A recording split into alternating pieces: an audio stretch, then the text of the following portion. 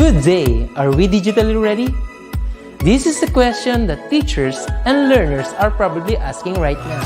With the advent of DepEd's Digital Rise program, the Open Educational Resources, or OER, was woven together and finally realized. This project prioritizes the necessity to enhance the digital literacy skills of every teacher and learner in the country. Our OER mission is to connect the disconnected. OER is indeed an innovative initiative with a lofty aim to get disconnected schools and last-mile schools connected through ICT even without an internet connection. It is designed to cater to the need of these schools for interactivity, digitalization, and delivery of 21st century skills that will ensure that every learner is future ready. Join us in another training workshop and learn more about open educational resources, whose primary purpose is to provide support and assistance to learners and teachers in this rapid advancement of technology. Our goal is to build and strengthen the capabilities of public and private teachers, school heads, and supervisors by teaching you to create and design interactive, localized, and contextualized instructional materials for teaching using basic, advanced, and proficiency software and tools.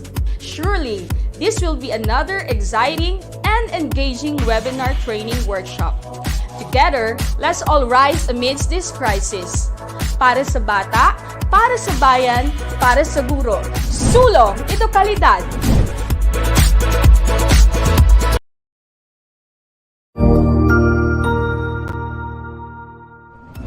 Magandang araw, Sir Wilbur po, at your service. Narito ang ETUlay upang gabayan ka sa inyong pag-aaral upang lubos na maunawaan ang iba't ibang paksa o subject. Ang ETUlay ay isang free online tutorial class na pinangungunahan ng ICT's Educational Technology Unit sa pamumuno ni Undersecretary Elaine Del B. Pascua. Ang programang ito ay hindi lamang para sa mga bata, kundi ito rin ay magsisilbing gabay sa mga magulang at mga guro kung paano nila ituturo o gagabayan sa bawat asignatura ang kanilang mga anak o mga estudyante. Sa kasalukuyan, ang self-learning module mula sa rehiyon ng Calabarzon at kilala sa tawag na pivot ang ginagamit sa ating ETUlay online class. Kaya ano pang hinihintay ninyo? Ihanda na ang inyong mga ballpen o lapis, papel o kwaderno at samahan kaming itulay ang pagkatuto para sa bawat batang Pilipino. Sama-sama tayong magtutulungan para malampasan ang mga hamon sa panahong ito. Halina't matuto kasama ang inyong online tutor sa oras na ito.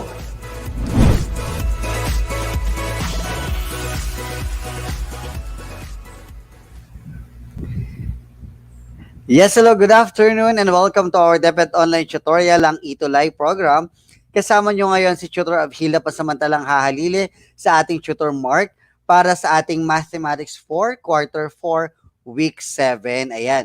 At bago ang lahat bago tayo magsimula, huwag natin kalimutan i-like at i-share ang ating DepEd Facebook pages, ang DepEd Philippines, DepEd TV, DepEd Tayo at DepEd Edtech Unit. At huwag din pong kalimutan na mag-subscribe sa ating official YouTube channel, ang DepEd Philippines, DepEd TV Official at Educational Technology Unit. Palambing na rin po, pakilike at pakishare ang aking personal page, ang Simply of Hill, ang Samal National High School Annex Official at DepEd TV 1 Bataan Production Team. Muli po, isang magandang hapon sa ating lahat and welcome to our Friday Math Talino Day kasama ang inyong Tutor of Hill para sa Mathematics 4. Bago ang lahat, batiin rin po muna natin ang mga kasama nating online viewers na nanonood po ngayon sa kanilang mga tahanan, kila Josh Lacre from Tuktukan, Giginto, Bulacan, Tuktukan Elementary School, Grade 4, Apolinario Mabini, kila Shai Masen Gablines, kila Lexer Riley Javier from Tila Payong Elementary School, kila Ray Tabanera from Aklan. Hello, magandang hapon sa inyong lahat. Kila Mika Mariel Bernardo from Tuktukan, Giginto, Bulacan.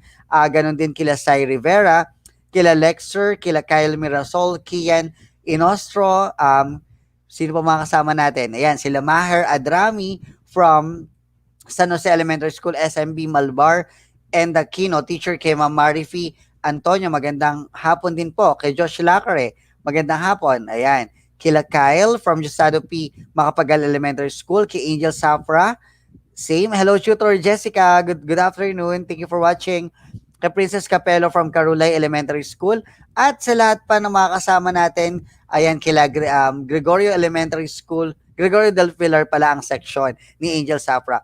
Kay Mahar Adrami naman is pabati kami dito tatlong magkakapatid mula sa San Jose Elementary School SMB, Abdul Basit, Abdul Gani, at Nursulim Adrami. Ayun. Tama ba yung pagkakapronounce ko ng pangalan ninyo mga anak?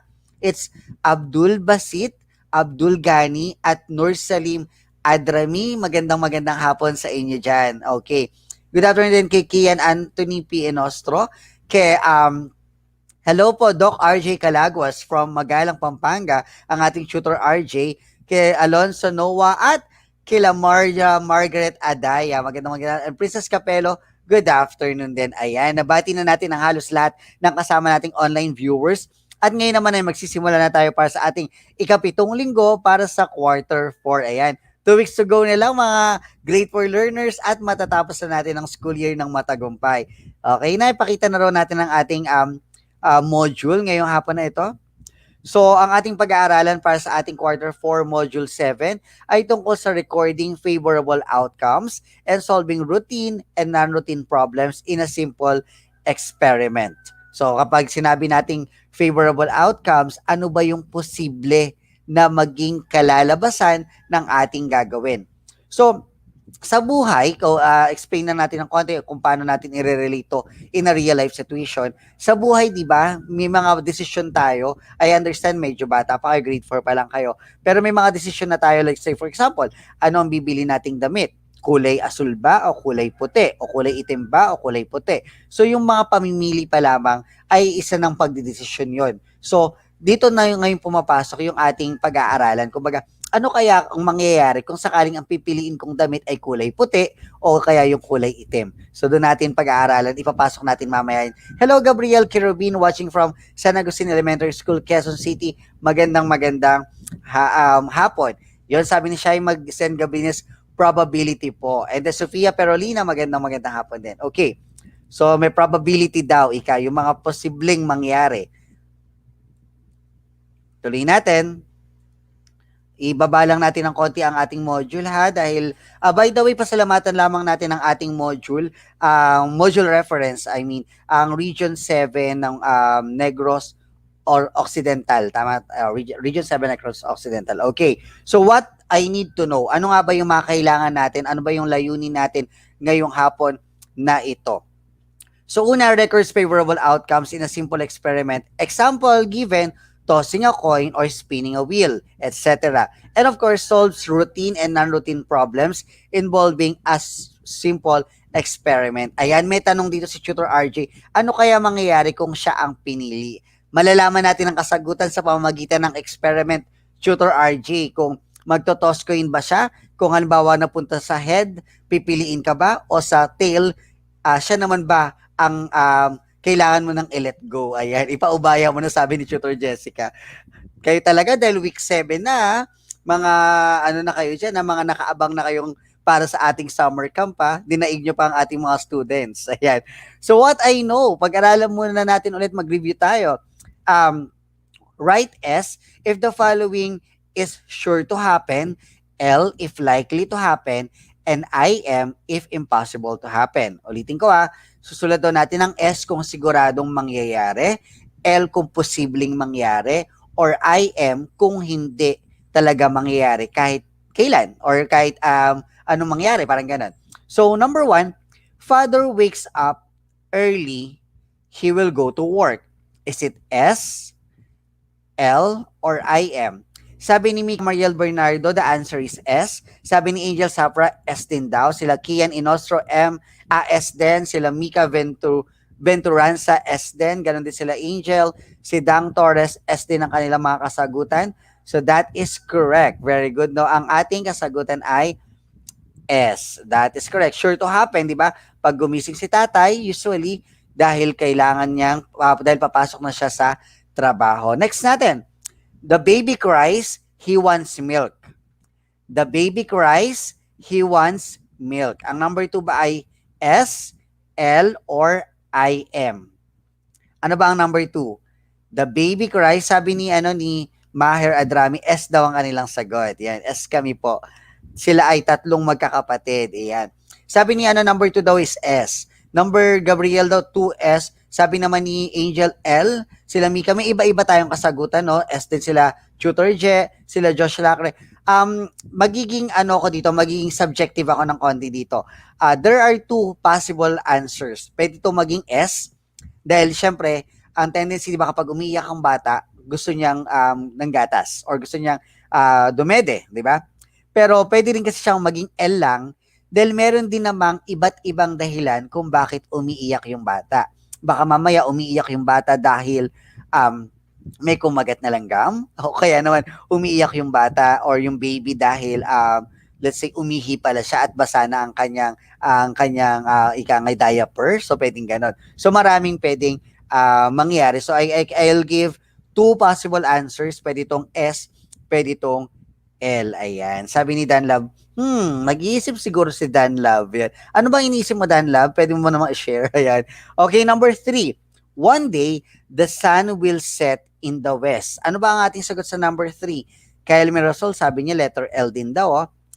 Pwede wala si Mami, sabi ni Tutor Jessica. O sabi ni Tutor Jessica, pwede raw wala si Mami, kaya daw posibleng umiyak si baby. Pwede, no? Tama, Tutor Jessica.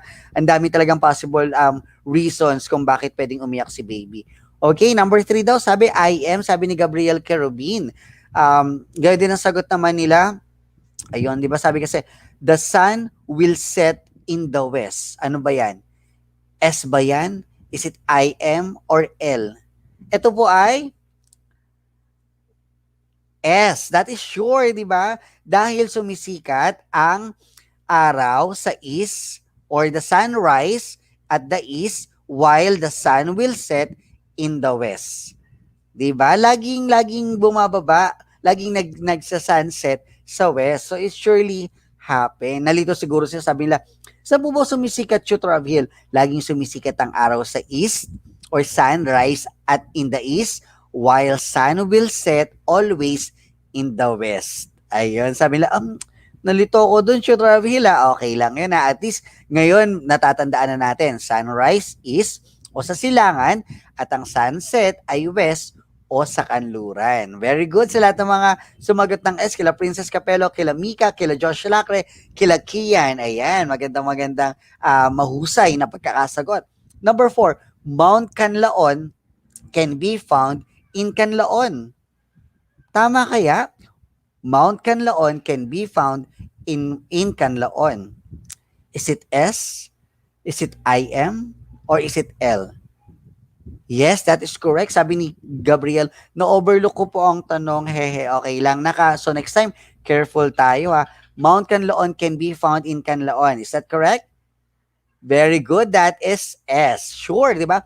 From the name itself, Canlaon, ibig sabihin, ang Mount Canlaon ay matatagpuan sa Canlaon. Kaya naman S ito. Punta tayo sa number 5 question. Ang ating number 5 question, Quezon City will again become the capital of the Philippines.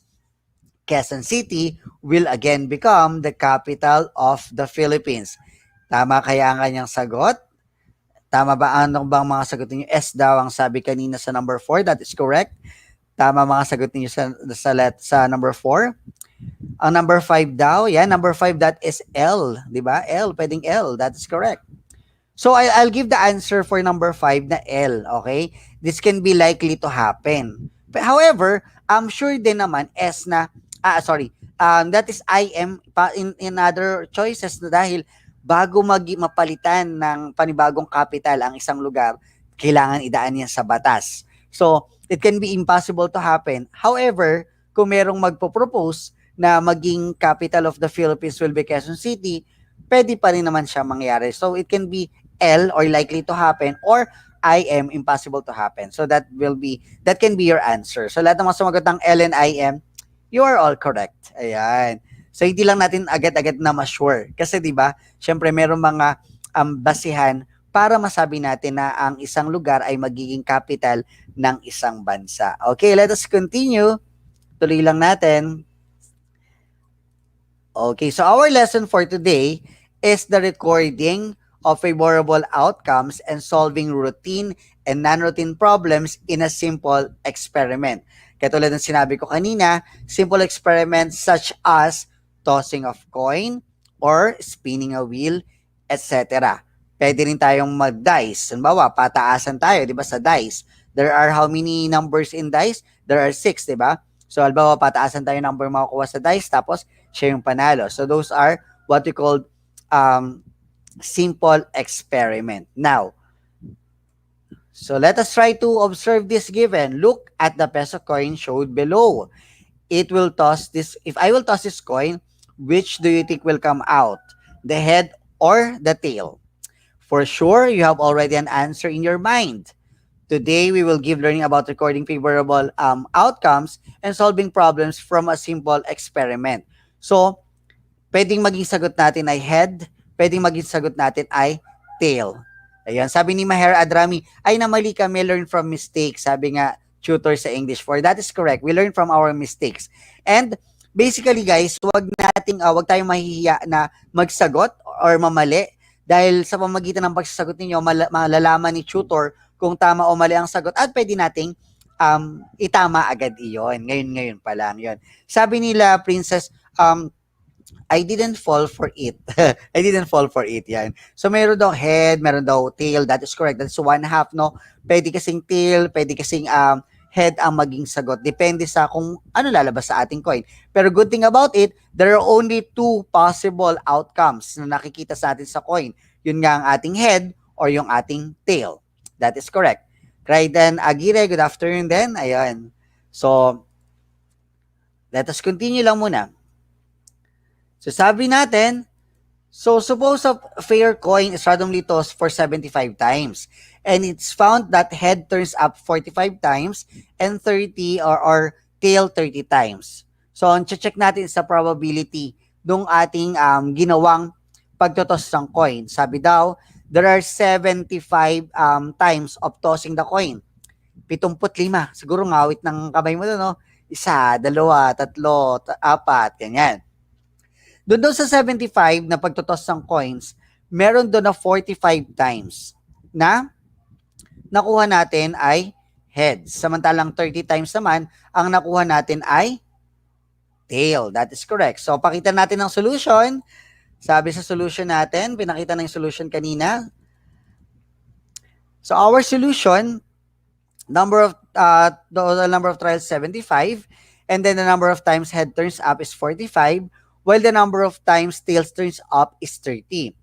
So tossing a coin is a simple probability experiment to know the chance that either a head or a tail shows up. So sabi ko nga kanina, tossing a coin is a simple probability experiment. So isa to sa mga pwede nating maging paraan para sa pagdedesisyon. There are two possible outcomes. So ito nga yung head at tail. The head and the tail have equal chances to show up because there is only 2, so therefore 50% for the head and 50% for the tail, katulad ng sinabi ni Joshua Passion. That is correct. Very good. Sa kanina, may nagsagot siya na 1/2 daw. The result that either a head or tail shows up is called a success. So kapag nakuha na natin yung sagot, ang tawag natin doon success. So the experimental activity of having a tail or a head is given by this formula. So papakita natin ang formula. How do we solve for the formula? The formula, baba natin, probability is equal to the number of successes or yung frequency divided by the number of trials or the number of times the coin was tossed. So for example, pakita natin kanina sabi sa ating given, can we share the monitor muna for my second screen para makapag-sulat tayo? Ayan. Thank you po. Maraming salamat sa ating director, Tutor Jester. So sabi kanina, there are 45 daw. Makakapagsulat ba tayo rito? Parang hindi ako pala makakapagsulat. I can just write pala using the whiteboard. So, wait lang mag-ano tayo ng whiteboard natin habang pinapakita natin sa ating screen yung ating formula. Yan. So, number of success daw. Check lang natin habang naglo-loading ang ating whiteboard. Thank you so much sa pag-antabay, Tutor Jester, sa ating director this afternoon. Pwede po ba gumamit ng graph? Pwede rin naman, pero kasi we are talking about probability, so chine-check muna natin, anak, kung ilang percentage ng possible outcomes na mangyayari ito. Okay, so let lang tayo ha. Sabi natin kanina, there are 45 daw, yung head daw will move into 45 times, while yung tail naman is 30 times. Sige po, Jester, pa-check po ako ng ating screen. Pa-change screen po tayo para sa whiteboard natin sa screen. Ayan, thank you po. So we have the head is equal to 45 times at yung tail naman ay lumabas ng 30 times. O mag-ingat dyan na umuulan daw sa Kilamika, Mariel Bernardo. Mag-ingat dyan, anak. So sabi, ang probability daw, ang ating formula ng probability ay, susulat natin yung formula, ang probability ay equal dun sa success over yung total. So ang total nga pala natin, total outcomes natin is 75. Okay. So ayan, pinakita na nila Joshua Passion ng kanila, ni Fier Franco, ni Gabriel Kerubin, at nila, nila Angel. Ganon din ang kanilang mga sagot. So, sa head, ang probability ng head, probability na head ang ating makukuha, ang success ng head, base sa ating given ay 45 over 75. Sabi kanina, 45 over 75, pag dinivide natin ng 45 divided by 75, that is 0.60. At para maging percentage ito, yung ating decimal point ililipat natin papunta sa kanan or papunta sa pinakadulo, and this will become 60%.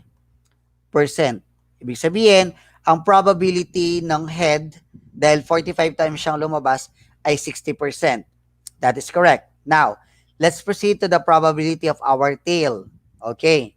Ayun, sabi ni Meher Adrami, sending din daw prayers sa lahat ng mga tiga-Taal. Maraming salamat, anak, ha. Oo, mag-ingat po lahat ng mga tiga-Taal because I think they have alert level 3 yata kahapon. So mag-ingat po tayo mabuti dyan. Romel M. Rosita, magandang hapon po sa inyo. Okay. Well, the probability po ng ating tail, since there are 30 successes outcomes over 75, that will give you 0.40. Kapag minove mo ulit sa kabila, that will lead you to 40%. So, ganun kumuha ng probability. Nakuha ba? Okay, that's correct. Joshua, you are correct. Shaima, tama ang sagot. Tama rin ang sagot ni Sheena Ariola. Siguro si Sheena Ariola ay kapatid ni Fiona Ariola. Si Pierre Franco ay maraming salamat, anak. Ayun, sumagot na si Joshua Pashot. Sabi niya, 40% po yung isa. Okay, that is correct. Very good. Kyle Mirasol, tama rin ang iyong sagot. Kian Anthony Inostro, tama din ang iyong sagot. Very good. Now, let us continue. Minimize muna natin to, ha. So, sa ating, tuloy lang natin ang pagsosolve ng ating probability using our module. Pakita lang muna ulit natin dito. The probability of 2, yung ating tail at head, should always be equal to 1 para malaman natin na tama ang sagot. We were in 60% plus 40% is equal to 100%, which is equal to 1. Sheena Ariola, you are correct. Princess Capello, tama ang sagot. Sabi ni Maher, thank you po, nakuha ko na. Very good. Tama, maraming salamat sa pakikinig na yan. Now, let us continue. How about this one? Let us try to understand our first activity using a color spinner. O, may mga pangalan naman yung ating kulay dyan, ha? Kahit na naka-black and white lang yung ating module. So, spin the spinner. Number 2, we put a mark in the tally column for each color where the spinner stops. Do this experiment 20 times. Add the tally marks for each column and write the number in the frequency column.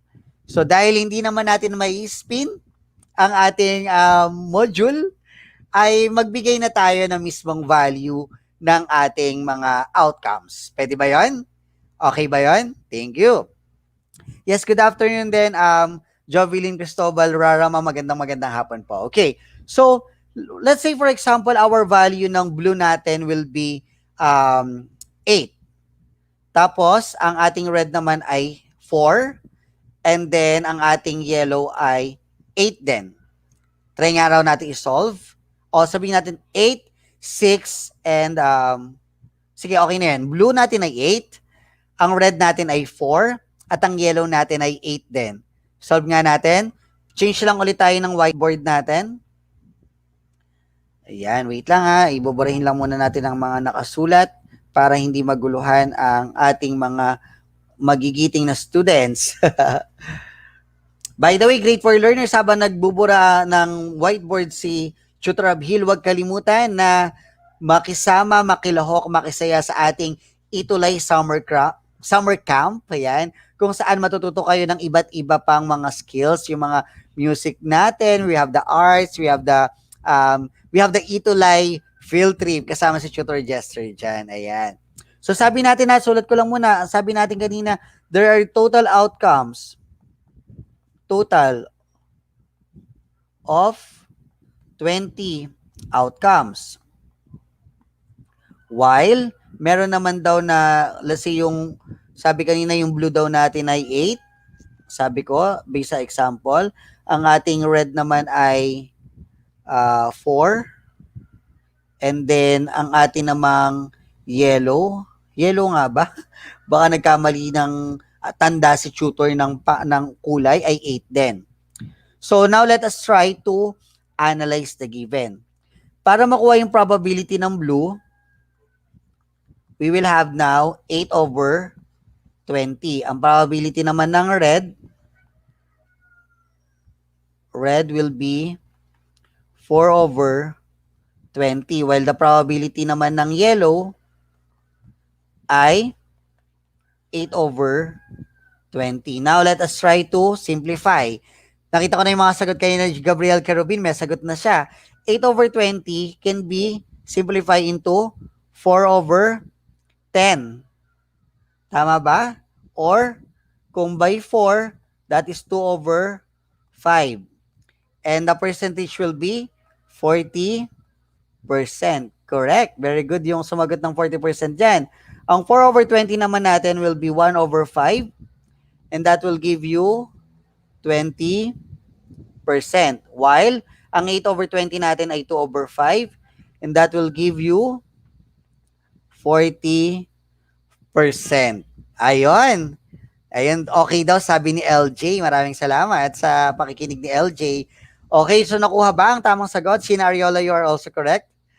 Nakuha ba ang tamang sagot kung paano natin kinukuha ang probability o yung possible outcomes using simple experiment?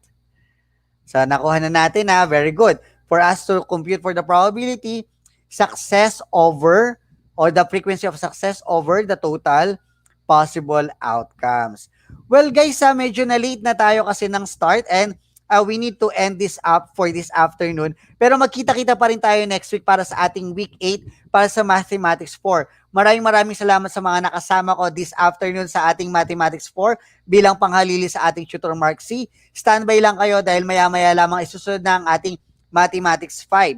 But do not forget to like and share ang ating mga DepEd Facebook pages, ang DepEd Philippines, DepEd Edtech Unit, DepEd TV at DepEd Tayo. At huwag din pong kalimutan na mag-subscribe sa ating official YouTube channel, ang DepEd TV Official, DepEd Philippines Educational Technology Unit. At abangan of course ang inyong Tutor of Hill ngayon na, after nito sa Mathematics 10 para sa ating mga kuya at ate, at sa DepEd TV for Business Mathematics and Accountancy. Kaya naman magkita-kita tayo ulit next week para sa Mathalino Day Friday dito lamang sa DepEd Online Tutorial, ETUlay, kasama of course ang inyong mga ETUlay tutors. Bye-bye! Salamat! Paalam!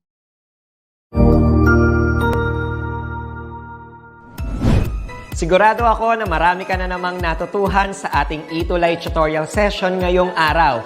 Tandaan, ito ay hindi lamang para sa ating mga mag-aaral, kundi pati rin sa ating mga minamahal na guro at mga magulang na kaagapay natin para maituloy ang pagkatuto sa kabila ng nararanasang pandemya. Patuloy ding sumubaybay sa DepEd TV para sa mga araling ginawang video episodes. Mapapanood ito mula Lunes hanggang Sabado, alas 7 ng umaga hanggang alas 7 ng gabi sa inyong mga telebisyon. Abangan sa Lunes mula 1:00 ng tanghali ang iba pang aralin sa ating ETUlay free online tutorial session sa Science. I-like and subscribe at manatiling nakasubaybay sa ating ETUlay tutorial session sa DepEd Edtech Unit FB page at Educational Technology Unit channel sa YouTube at sa DepEd Tayo at DepEd Philippines social media accounts. Paalam!